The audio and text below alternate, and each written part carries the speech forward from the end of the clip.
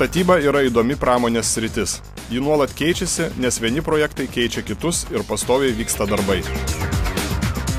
Dėl to statybų aikštelė yra viena pavojingiausių darbo vietų. Tačiau daugelio nelaimingų atsitikimų statybų aikštelėse galima išvengti. Šiame filme jūs pamatysite, kaip reikia elgtis statybose ir ką privalote daryti, kad dirbdami liktumėte sveiki ir saugus.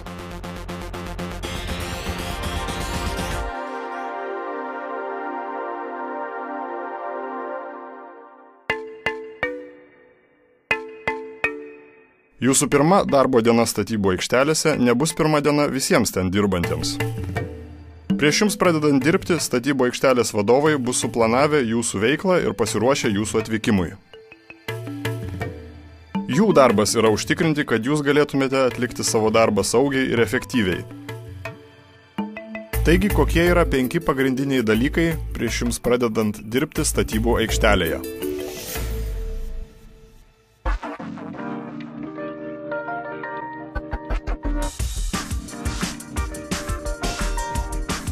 Jums atėjus į darbą statybų aikštelėje, kas nors turi jūs pasitikti ir pasveikinti. Jeigu jūsų niekas nepasitinka, jums reikia pranešti apie save statybų vadovybei. Jums reikia žinoti, kas yra jūsų vadovai, o jiems reikia žinoti, kas dirba arba kas lankosi jų statybų aikštelėje. Jums atvykus jūsų gali paprašyti užsiregistruoti arba prisistatyti vadovaujančiam asmeniui. Jūs taip pat turite kam nors pranešti apie savo išėjimą arba išsiregistruoti.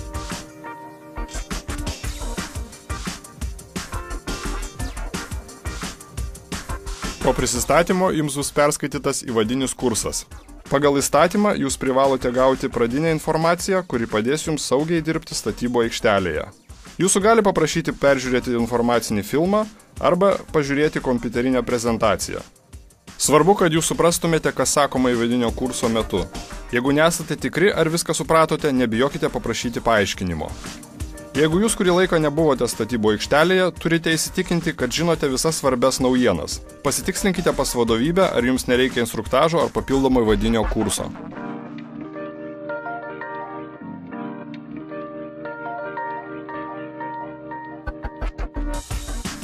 Nesvarbu, ar jūs tik pradedate, ar turite kelis dešimtmečius patirties, kiekvienas darbas yra kitoks. Todėl labai svarbu, kad įvadinis kursas atitiktų jūsų statybų aikštelės ypatumus.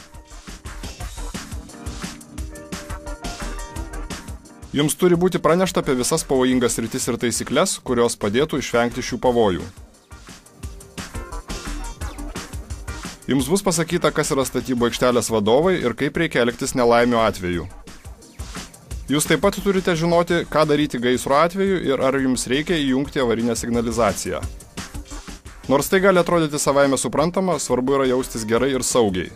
Jums taip pat bus suteikta galimybė pailsėti tokioje vietoje, kur šilta ir sausa.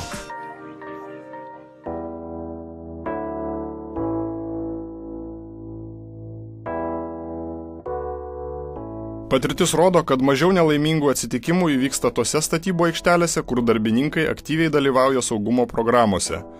Jūsų nuomonė ir idėjos yra svarbios, išsakykite jas. Nesvarbu, kokio dydžio yra jūsų statybų aikštelė, tam galimybių turėtų būti visur. Pavyzdžiui, galima pasikalbėti tiesiai su vadovais kasdienių susirinkimų metu arba pasinaudoti pasiūlymų dėžėmis. Vadovai turėtų jums paaiškinti, kaip tą padaryti jūsų statybų aikštelėje.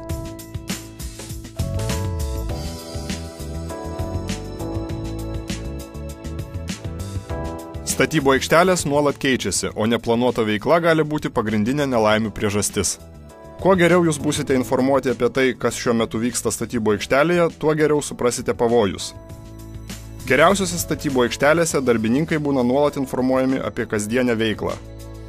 Ar jūsų statybų aikštelėje yra pavojų lenta ir ar ji pastoviai atnaujinama? Jūsų statybų aikštelės vadovybė privalo nuolat pranešinėti jums apie tai, kas joje vyksta. Taigi jūsų statybų aikštelės vadovai privalo žinoti, kad esate statybų aikštelėje, perskaityti jums įvadinį kursą, pateikti jums specifinę informaciją apie statybų aikštelę, skatinti bendravimą ir nuolat pranešinėti jums naujienas. Jūsų statybų aikštelės vadovai turi padaryti viską, kad jūs ir jūsų bendradarbiai būtumėte saugus. Jeigu taip nėra, netylėkite ir kartu stenkitės pagerinti padėtį.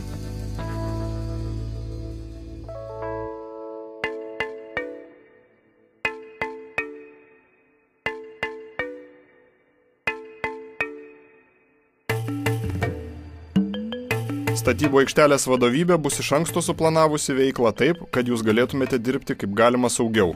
Bet prasidėjus darbams reikia, kad kiekvienas asmuo atsakingai ir saugiai dirbtų pagal planą. Tai reiškia vykdyti nurodymus, o taip pat būti pasiruošus nuolatiniams pasikeitimams statybų aikštelėje.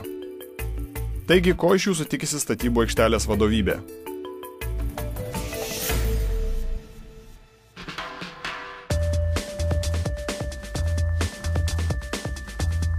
Statybų aikštelės taisyklės reikalingos tam, kad būtų sumažinta rizika atliekant pavojingus veiksmus, pavyzdžiui, judant transporto priemonėms ar dirbant su degiomis medžiagomis. Transporto priemonių judėjimas yra pagrindinė nelaimių statybų aikštelėse priežastis, todėl dažnai taisyklėse nurodoma, kaip vaikščioti statybų aikštelėje, kur parkuotis ir kaip elgtis pamačius judančią transporto priemonę. Jose taip pat paaiškinama, pavyzdžiui, kur galima rūkyti ir primenama, kad reikia tvarkingai sudėti nenaudojamus instrumentus.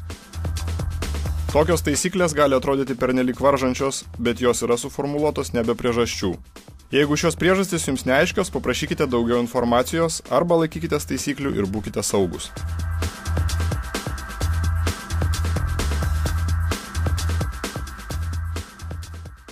Kiekvienas statybų aikštelėje atliekamas darbas yra savitas ir yra susijęs su savitais pavojais. Pavyzdžiui, darbas aukštyje arba krovimas rankomis. Statybų aikštelės vadovybė parengia planą, kurio tikslas yra išvengti arba sumažinti pavojus prieš prasidedant darbams. Šis planas gali būti surašytas vertinant riziką ir įtrauktas į darbo saugos aprašymą ar darbų sąvadą. Jame bus paaiškinama, ką jūs turite daryti, ką reikia mokėti, kaip apsirengti, kokius įrankius naudoti ir kokie yra galimi pavojai. Jūs galite prisidėti prie planavimo pasinaudodami savo patirtimi ir žiniomis. Pavyzdžiui, prieš pradėdami dirbti aukštyje, kas yra labai rizikinga veikla, jūs privalote įsitikinti. Ar priėjimas tinkamas tam, ką jums reikia padaryti? Ar turite tinkamus įrankius? Ar turite apsauginę įrangą? Ar ji tinkama ir ar ji patogi?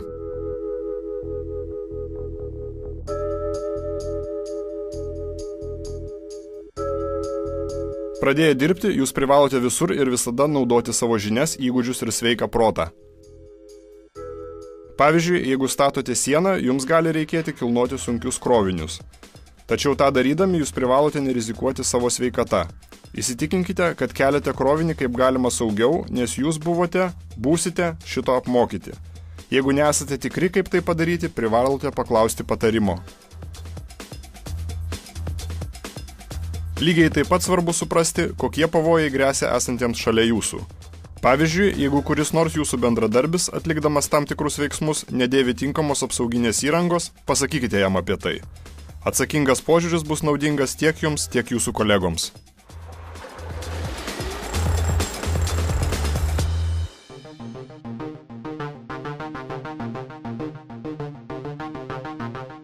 Mūsų srityje pasakyti ne nėra lengva. Mes esame taisytojai ir darytojai.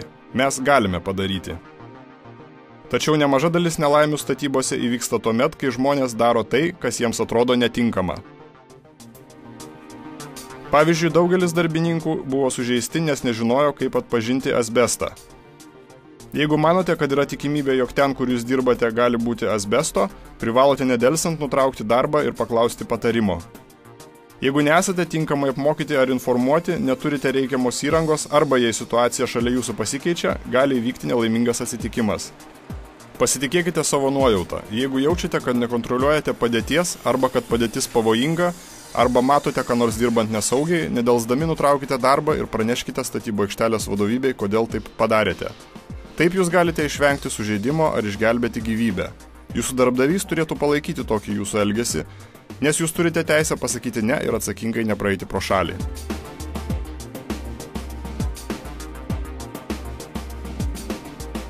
Jeigu jūsų darbui reikalingas specifinis apmokymas, skirtas darbo saugai, jūsų darbdavio pareiga yra sudaryti tam reikiamas sąlygas.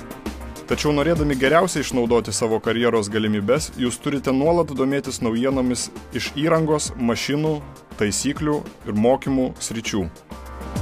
Taip jūs ne tik jausitės labiau užtikrinti ir daugiau suprasite, bet ir būsite sveiki bei saugus.